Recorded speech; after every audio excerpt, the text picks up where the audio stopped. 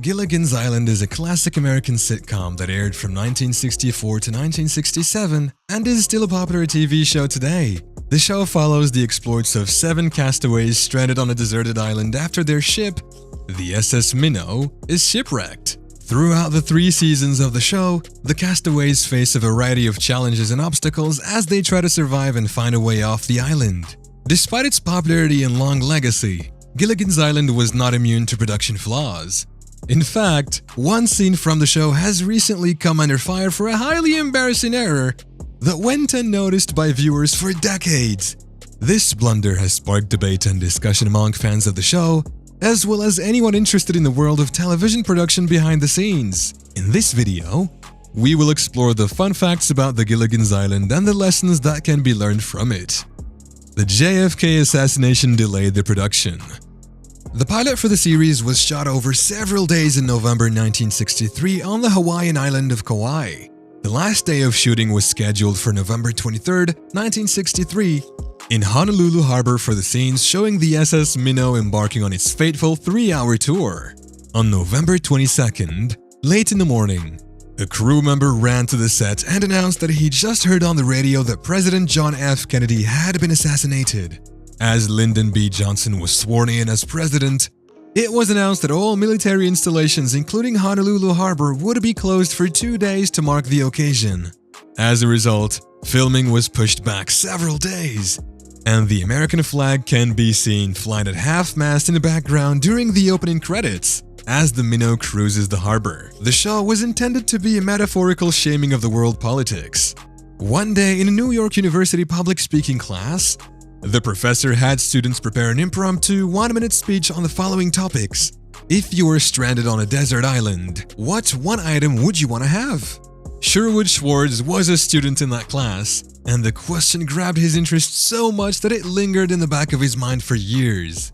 Schwartz decided to pitch his own sitcom idea after working as a comedy writer for other shows for a while.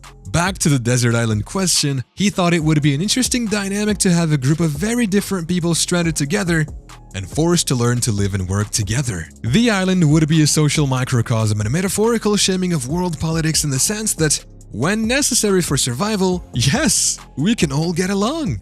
According to Schwartz in Inside Gilligan's Island, from creation to syndication. After his first few pitch meetings, Schwartz quickly realized that words like microcosm and metaphor were not very helpful when trying to sell a comedy. The professor and Mary Ann weren't in the original opening credits. The opening credits of the first season of Gilligan's Island ended with a picture of Ginger as the singers crooned "The Movie Star," followed by a hastily added "and the rest." The caption on the photo read, "and also starring Tina Louise as Ginger." The only other cast member with a character name listed in the credits was Jim Backus, a show business veteran and well-known character actor whose resume was as long as Ginger's evening gown. Louise had stipulated in her contract that, in addition to the also starring billing, no one would appear after her name in the credits. When the show was renewed for a second season, champion for the underdog Bob Denver approached the producers and requested that Russell Johnson and Don Wells' characters be added to the opening credits, claiming that their characters were just as important to the dynamic as any of the others. When the producers mentioned the clause in Louise's contract, Denver countered by referring to a clause in his own contract which stated that he would have his name placed anywhere in the credits he liked. He threatened to have his name moved to the bottom of the list, so an agreement was reached with Louise, a new theme song was recorded, and Johnson and Wells were reinstated in the opening montage. The millionaire was a fraud. Mr. Howell's actor Jim Backus was well liked by his co-stars. He was notoriously cheap, in addition to being a source of endless ribald jokes and a willing coach to less experienced actors on how to ad-lib or deliver a punchline. In the film What Would Mary Ann Do? A Guide to Life? Don Wells recalled how, during the first season of the show, he would frequently invite her and Natalie Schafer out to lunch, only to realize when the check arrived that he had left his wallet at the studio. Before the cast left for their summer break following their wrap party, Schafer presented Backus with a bill for slightly more than $300, the total he owed for all those meals. Schwartz wanted Jerry Van Dyke to play Gilligan. Schwartz's first choice for the lead role was Jerry Van Dyke, but Van Dyke said the pilot script was the worst thing I'd ever read.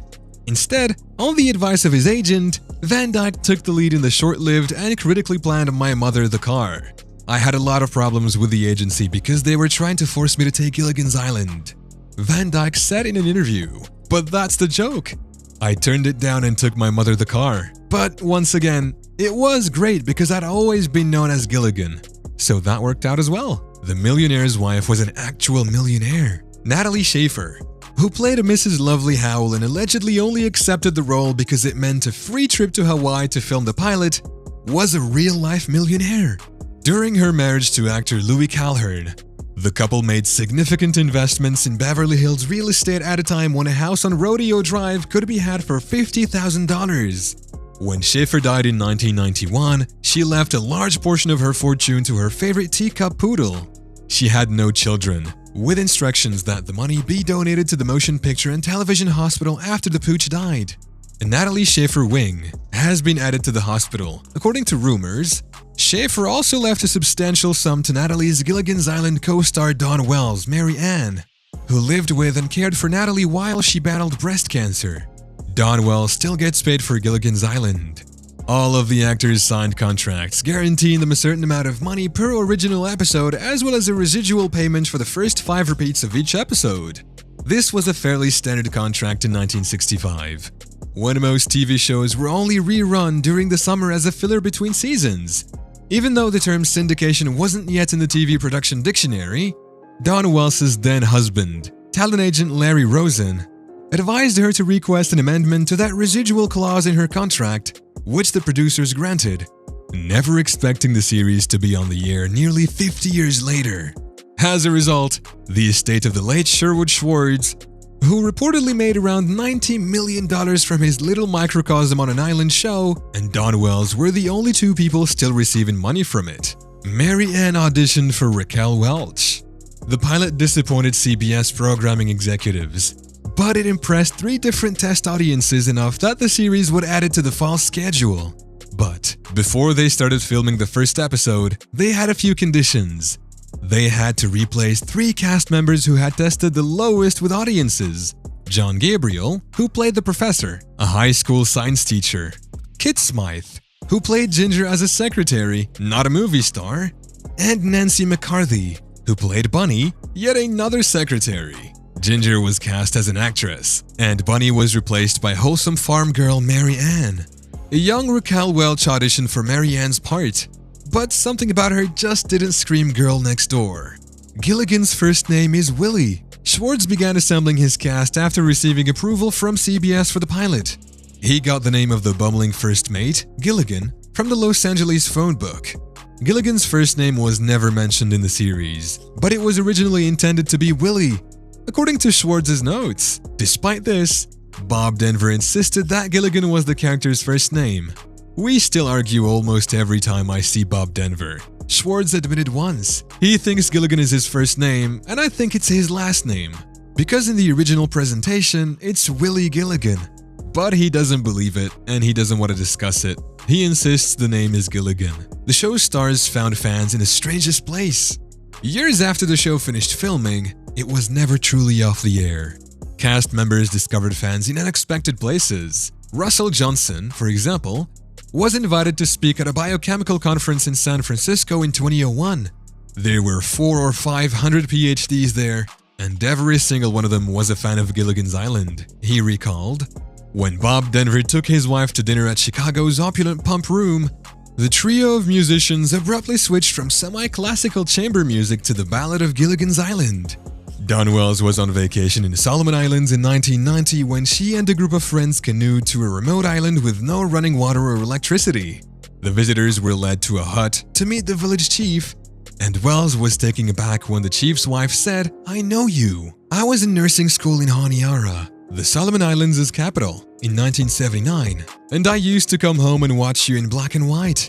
The skipper broke his arm falling out of a coconut tree. Alan Hale was a traditional "the show must go on" actor. Inside Gilligan's Island, Schwartz recalled chatting with Hale at the season 1 wrap party when the actor, as jolly and convivial as ever, mentioned that now that filming was finished, he could take care of his arm. When Schwartz inquired about his arm, Hale responded casually, "Oh, I broke it a few weeks ago." He went on to say that 3 weeks prior, he had narrowly missed the crash pads when he fell out of a coconut tree for a scene and smashed his right arm on the stage. He had not sought medical attention because he did not want to interfere with the filming schedule. "How did you manage to haul coconuts and lift Bob Denver with a broken arm?" Schwartz asked. "It wasn't easy," Hale admitted. Alan Hale got to his audition via horseback. The skipper was the most difficult and final character to be cast. Schwartz tried out dozens of actors including Carol O'Connor, but none of them were quite right. He wanted someone strong and commanding, sometimes blustery and short-tempered, but capable of displaying genuine affection for Gilligan even when smacking him over the head with his hat. Alan Hale was in St. George, Utah, filming Bullet for a Bad Man when he received the casting call for Gilligan and was unable to get time off for a screen test. As a result, he had to sneak away from the set after a day of filming, which was no easy task. Surviving Gilligan's Island, the incredibly true story of the longest 3-hour tour in history, revealed that Hale traveled to Los Angeles on horseback, hitchhiking, airplane, and taxicab to read a scene with Bob Denver. After the audition, he reversed the process and returned to Utah in time to resume filming his Western the next day. The movie star wanted to be the television star. An article about Bob Denver in the January 23, 1965 issue of TV Guide mentioned the onset tension between Tina Louise and the rest of the castaways. Denver will not say why he and the glamorous Tina Louise do not get along, nor will any of the castaways. They just ignore her and she ignores them. She sits alone between scenes, while the other 6 principals chat and tell jokes. And when Denver was recently asked to pose for photos with her, he flatly refused. Louise's dissatisfaction with the series stemmed from her expectation to be the show's star. It was allegedly pitched to her by her agent as the story of an actress stranded on an island with 6 other people. Bob Denver eventually caved to network pressure and agreed to shoot Louise for a TV Guide cover in May 1965. But only if Don Wells was included. Wells was cropped out of the final image, much to his chagrin. Natalie Schafer did her own stunts. Natalie Schafer, who was in her mid-60s when Gilligan's Island was filmed, insisted on doing the majority of her own stunts and never complained about jumping into the lagoon or sinking in fake quicksand. She told Let's Be Beautiful columnist Arlene Dahl in 1965 that she kept in shape by swimming naked in her backyard pool and periodically following her special ice cream diet, which consisted of eating only 1 quart of ice cream spread out over 3 meals daily. She would lose 3 pounds in 5 days if she followed that diet. Studio City, Cali, was the location of the lagoon. CBS built the lagoon set specifically for the show on their Studio City lot in 1964. They had attempted to film 2 episodes in Malibu, but there was a lot of downtime due to fog. Of course, filming at the studio had its own set of issues. Occasionally, filming had to be halted due to traffic noise from the nearby Ventura Freeway. During the winter, the water temperature would hover around 40 degrees, forcing Bob Denver to wear a wetsuit under his Gilligan costume. The lagoon was converted into an employee parking lot in 1995. That brings us to the end of today's video. If you enjoyed the video, hit the like button, subscribe to our channel, and hit the notification bell if you are new to this channel to be notified when we upload more content.